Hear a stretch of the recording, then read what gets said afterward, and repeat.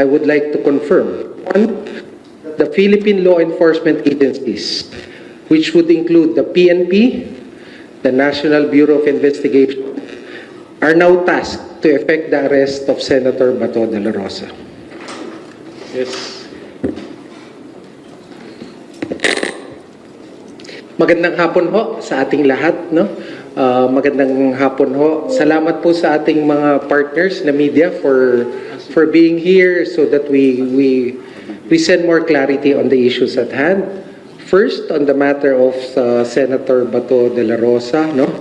First, we confirm that there is existing valid arrest warrant from the ICC. He is charged as a co-perpetrator in the crime against humanity. Second, we also likewise confirm also the fact that based on evidence, pieces of evidence we've relayed information in the past few days, Senator Bato is not in the Senate premises. Third, yesterday, the Supreme Court did not issue a temporary restraining order, neither was a status quo ante order was issued. But the main case is still pending with the Supreme Court. Fourth, the arrest warrant is enforceable.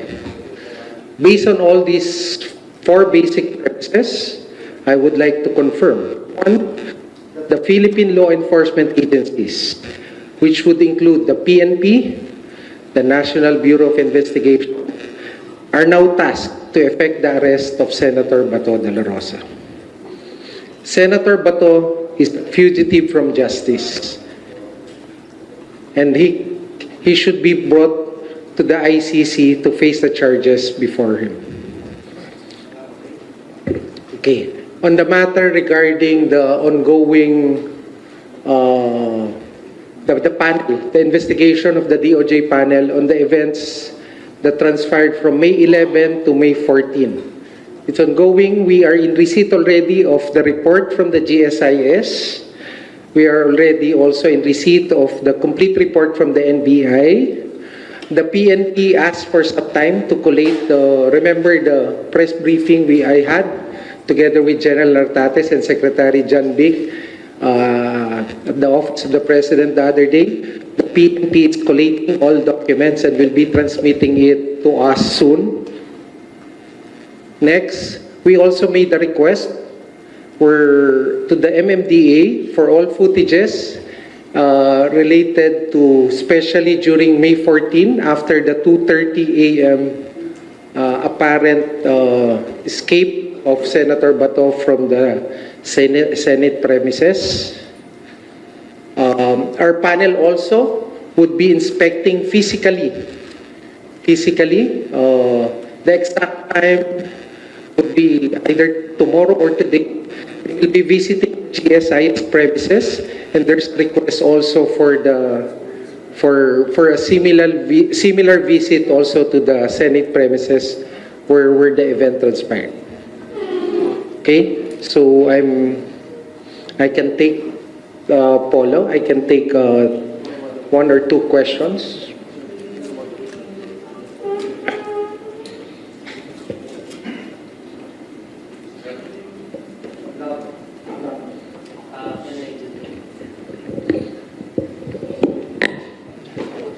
Good afternoon. Can I stand up? Sorry. Good afternoon, Spokes. Good afternoon, Attorney Secretary Vida. Yes.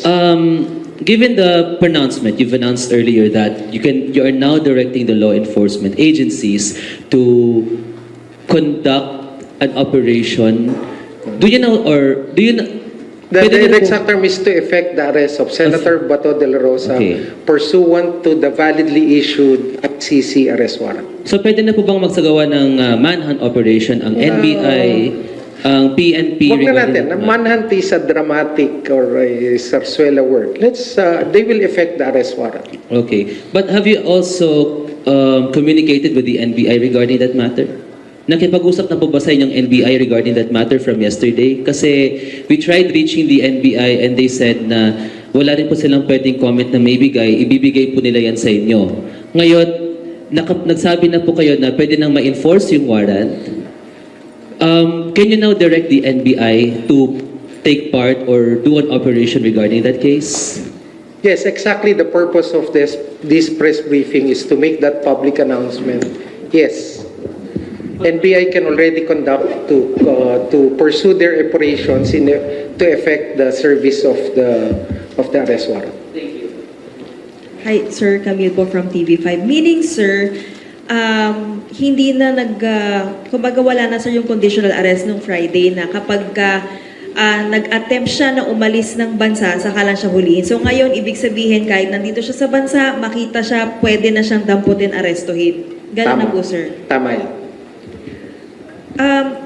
So sir, ano po yung mangyayari doon sa kasi ginigate din po nung kampo ni Senator Bato ay wala pang final ruling doon sa main petition nung inihain ni Senator Bato. So hindi na po hihintayin ng gobyerno na maglabas ng final ruling ang Korte Suprema doon sa mga legal issues doon sa pinaka-merits ng kaso. Again, I go back to the four premises I stated earlier. First, there's a valid arrest warrant issued by the ICC.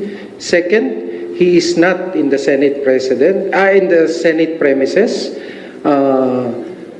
Third, there's no TRO or any interim order from the Supreme Court. Fourth, the arrest warrant is now enforceable. So it will be enforced and it will be served to the person of Senator Bato de la Rosa. Sir, anong mangyayari kapag na-aresto na siya? Will he be automatically surrendered right away in The Hague like what happened to the former president? Or may in custody ba muna siya sa PNP? Ano po yung magiging proseso? Okay. These are operational matters that I cannot discuss so that we don't defeat the purpose of the arrest, which is the ultimate objective is to bring him to the ICC. Okay, we have time for one more question. I think the next hand I saw earlier. I have another thing, no? Just wanted to talk you first and to make the announcement. But Paula will seek further clarifications after my... Secretary, good afternoon. Jairo Yes. from Rappler. Operationally, Secretary, you said that huwag natin gamitin yung manhunt operation. But operationally, what would happen now?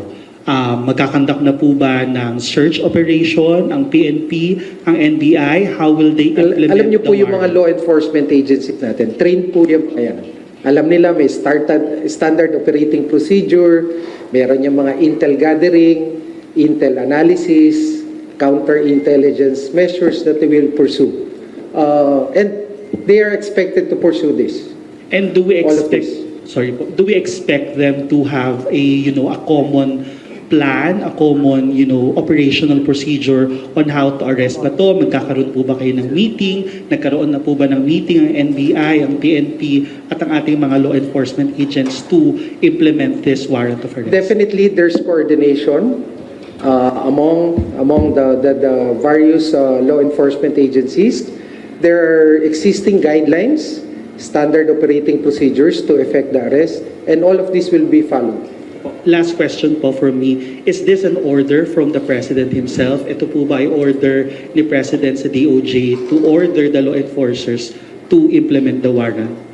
Sir. So actually, this presupposes any order because this is actually giving operationalizing a valid arrest warrant. Okay, and given that there's no interim order from the Supreme Court, the same is now enforceable, and the law enforcement agencies will enforce them. Secretary, good afternoon. Darlene po from GMA News. Sorry, Darlene, that was the last question. Yeah, last one. Yeah, last one. Do we have leads or information through the NBI kung nasaan ngayon si Senator Bato de la Rosa? Yes, definitely. I heard there are leads that they're working on. There are leads. As to the exact leads, I cannot discuss them. First, I'm not privy to those leads. They are available to our law enforcement agencies and to their units, and let them do their work. Timetable po, Secretary, meron po. Timetable, pwede ba mamaya, alauna? Hopefully, we do it as fast as we can. Secretary, a word of warning po. Baka po may gusto kayong sabihin to those who might help him evade justice or Yes. escape from Yes, this is precisely the call, no? We're pursuing this so that the ends of justice may be achieved. Tandaan natin, no? May biktima to.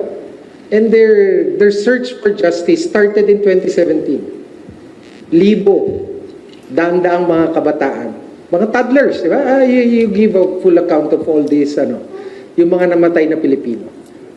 Yung mga kababayan natin na naghahanap ng katarungan.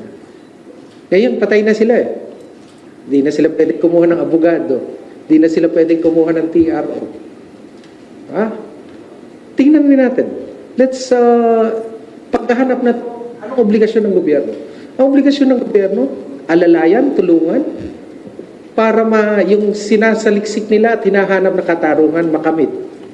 At ito po, ang pag-aaresto kay Senator Bato ay bahagi nito. Pero sa kabila po na siya ay maaresto, meron pa rin po siyang karapatan. At kinikilala natin yung mga karapatan niya. At ito po ay kikilalanin din ng ICC. Batid po natin ito. Kaya po sa ating lahat, no? Ang sa akin din pong pakiusap, those who might be aiding or abetting or helping Senator Bato evade the law, there are consequences. Alam natin na sa panuntunan ng rule of law may pananagutan. Kung nagtago, hindi lamang po sa mata ng batas ng Pilipinas, pati rin po sa batas ng ICC.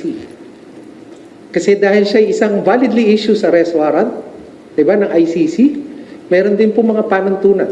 Hindi ho ako law expert ng ICC, hindi na ako internal.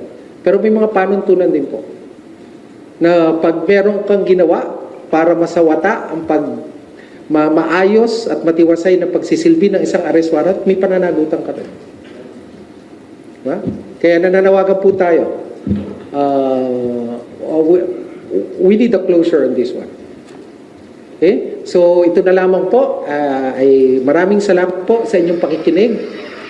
I think Polo would ably answer for your clarifications. Maraming salamat. Magandang hapon sa inyong lahat.